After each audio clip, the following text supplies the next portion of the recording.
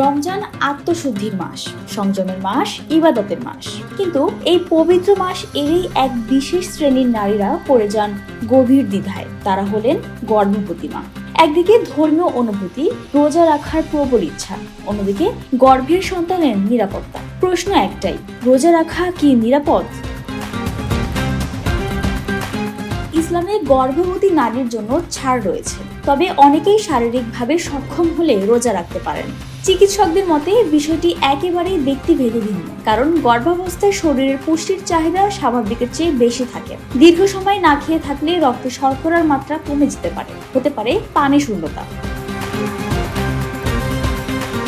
বিশেষ করে যাদের অ্যানিমিয়া, ডায়াবেটিস। জীবন অবাক না করলে কে করবে? 28% মিল্ক ফ্যাটের অবাক করার সাথে ফ্রেশ মিল্ক পাউডার। জীবন অবাক করুক প্রতিদিন। উচ্চ রক্তচাপ বা উচ্চ ঝুঁকির গর্ভাবস্থা রয়েছে, তাদের ক্ষেত্রে রোজা ঝুঁকিপূর্ণ হতে পারে। তাই চিকিৎসকদের পরামর্শ ছাড়া সিদ্ধান্ত নয়, এটাই বিশেষজ্ঞদের প্রথম পরামর্শ।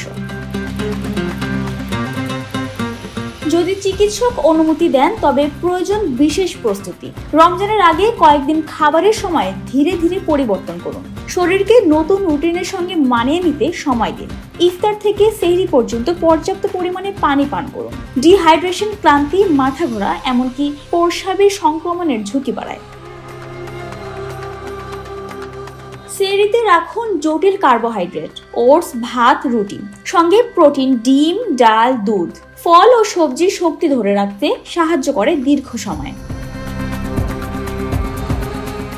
পর্যাপ্ত ঘুম অত্যন্ত জরুরি। ঘুম কম হলেই শরীরের ক্লান্তি বাড়ে, হরমোনের ভারসাম্য নষ্ট হতে পারে। চিকিৎসকের দেয়া আয়রন ও ভিটামিন সাপ্লিমেন্ট নিয়মিত গ্রহণ করুন। এগুলো শিশুর বৃদ্ধি ও মায়ের শক্তির জন্য অপরিহার্য। তবে রোজা রাখার সময় কিছু লক্ষণে অবশ্যই সতর্ক হতে হবে।